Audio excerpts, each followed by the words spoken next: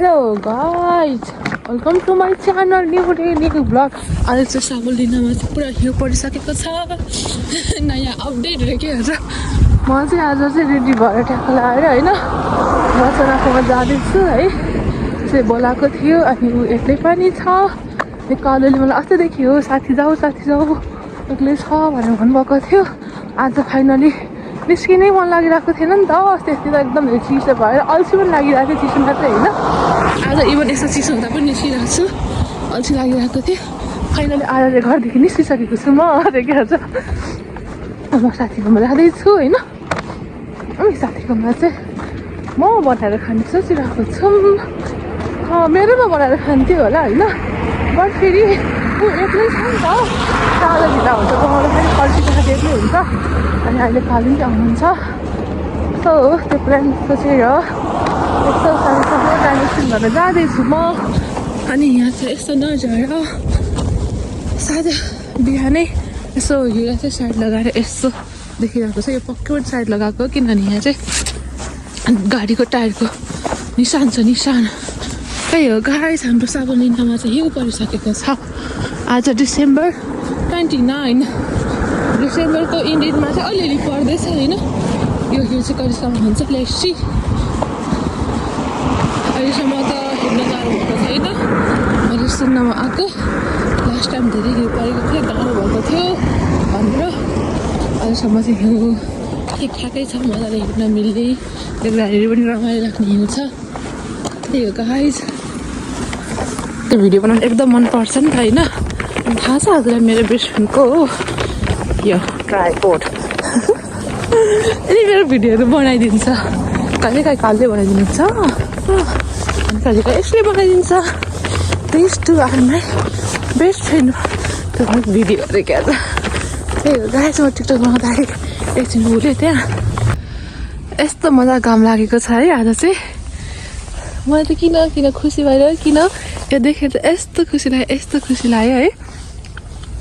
अनि यहाँ हिउँ देखेर झनै खुसी लाग्यो मलाई त।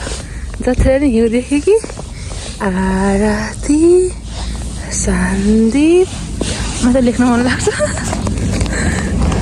यस्तो राम्रो देखिरह नि यो सन, यस्तो राम्रो देखिरह।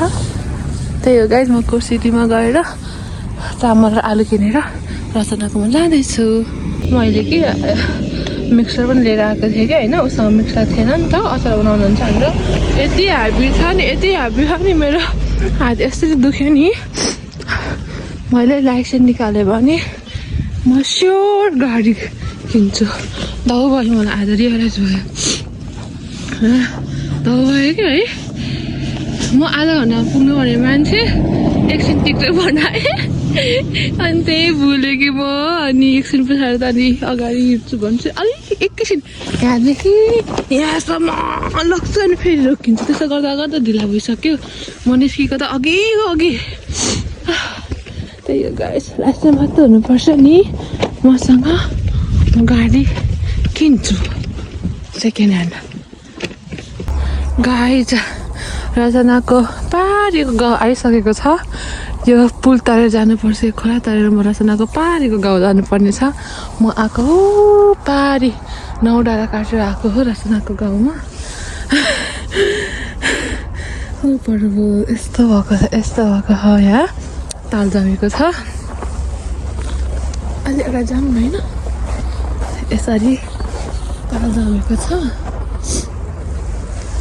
त्यही हो गाई, लास्टै दौ भयो। गाडी किन्नुपर्छ भने सोच आयो। तर म यस्तो मान्छे हो, आफ्नो मान्छेलाई खुसी राखेर खुसी हुन सक्ने मान्छे हो म चाहिँ होइन। त्यही भएर म भन्दा पछाडि भाइहरू छ, मेरो बहिनी छ, अनि दाजुमा हाम्रो नन्द हुनुहुन्छ, अनि भान्जी हुनुहुन्छ होइन। अनि आफूभन्दा पछाडि सानो मान्छेहरूको सोच आउँदो रहेछ, मलाई केही गरिदिनु पाएँ हुन्थ्यो भन्ने। मम्मी बाबा सासू ससुरा हुनुहुन्छ, उहाँलाई प्राउड फिल होस् मेरो छोरी भन्न, मेरो बुहारी यो मेरो बुहारी हो भन्न नहिचकिचाउनुहोस्, यो मेरो छोरी हो भन्न नलजाउनुहोस्, त्यस्तो चाहिँ गर्नु छ होइन। पहिले गाडी त सोचेको छैन मैले, पहिला अरू कुराहरू छ।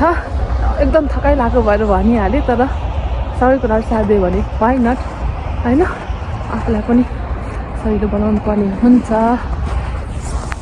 यस्तो छ यहाँको म यहाँ गएर त्यो पानीलाई छुन्छु है धेरै छ गर्नुपर्ने है अनि मेरो बहिनीको छोरा रिजन छ उसको लागि धेरै गर्नुपर्ने छ मैले उसको लागि आमा भने नि बा भने पनि मै हो जस्तो फिल हुन्छ मलाई चाहिँ होइन पानी जम्यो नक नक नक नक यस्तो छ यतिको जमेको छ पछि पुरा पानी जम्यो भने चाहिँ माथि हिँड्न मिल्छ अरे होइन रिजन छोरो छ उसको लागि गर्नु छ मेरो 2टा भाइ छ मेरो बहिनी छ मेरो नन्दा हुनुहुन्छ मेरो भान्जी हुनुहुन्छ उनीहरूलाई त पछि टाइम दिन सकिन्छ आमा बाबा अनि त्यस पछाडि मेरो मम्मी बाबा हुनुहुन्छ उहाँहरूको लागि गर्नु छ केही नभए पनि उहाँलाई प्राउड फिल चाहिँ गर्नु मन छ उहाँले केही चाहिँ चाहनु हुँदैन छोराछोरीबाट त्यही पनि प्राउड फिल चाहिँ गर्नु मन छ त्यही हो गाइस यस्तो छ भन्छन् अब म पुग्न आँटेँ गाइस पुग्न आँटेँ फाइनल्ली यसै तर आज चाहिँ सिलगढी छैन किनभने हिउँ बाक्लो ह मान्छे खासै हिँडेको छैन नि त त्यही भएर प्रभु टाढा छ कि न त नजिक भए त खुट्टा आइहाल्थ्यो म टाढा भएर चाहिँ उसले चाहिँ यति खाना बनाएको रहेछ स्मल ड्रप परिराखेको छ अझै हिउँ अनि त्यहाँ छ मोमिनको घर जस्तै मोमिन अनि हामी एकछिन एस मार्केट निस्किँदैछौँ गाइस यहाँ स्नो हेर्नु न परेको स्नो हो इट लुक्स लाइक स्टार यो यहाँ पनि छ ठ्याक्कै स्टारको सेप जस्तो हुँदो रहेछ क्या माथि पर्दाखेरि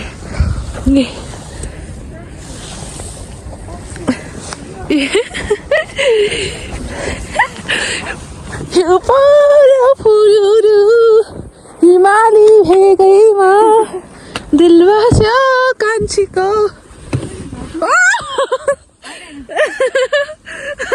म चाहिँ दिल्ली खाली चाहिँ भागिर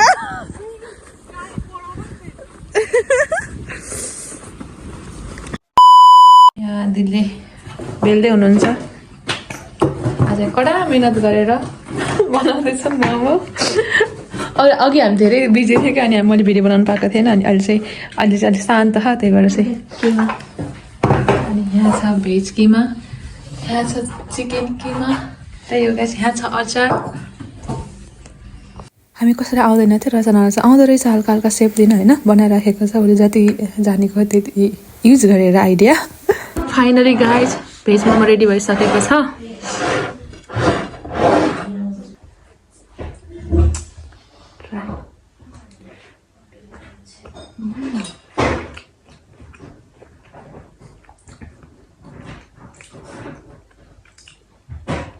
मिठो छ गाइस मिठो छ यस्तो चिसोमा यस्तो मोमो बनाएर खानुहोस् घरमा बसेर फाइनली गाइस मजाले घर पनि पुग्यो होइन आएर चाहिँ अब चाहिँ चटपटी बनाएर खाँदैछौँ होइन चटपटी बनाउनु लागि केही पनि छैन मसँग भुजा मात्र छ अनि थोरै चिप्स छ अरू चाहिँ त्यस्तो दाल मर चाउर त केही पनि छैन त्यही भएर नेक्स्ट टाइम बच्चा भनेर होइन यहाँ रेडी भइसकेको छ प्याज काटेर काँक्रा अनि थोरै भन्दा ट्याक्क लगाएर सेतो भुजा राखिदिएँ यो भुजा पनि अब लगभग सकिनाटेको छ मसँग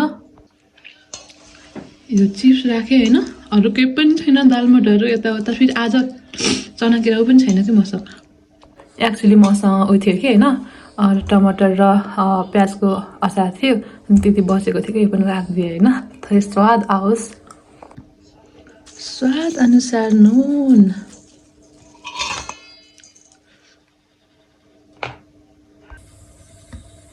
जिरा खुवाइदिउँ मलाई चाहिँ यस्तो एकदम मनपर्छ क्या जिरा खुवाइ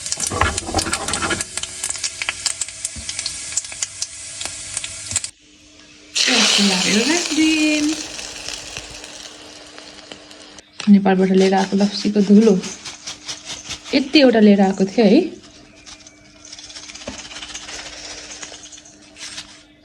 मैले चाहिँ पुरा मस्तले खोर्सानी राखिदिइसकेको छु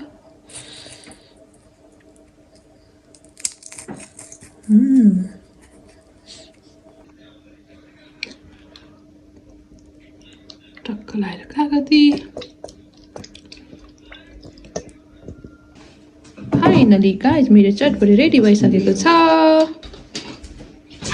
यो चटपटीको डिमान्ड चाहिँ सन्दीपजीबाट थियो। इग्नोर हिज मेसी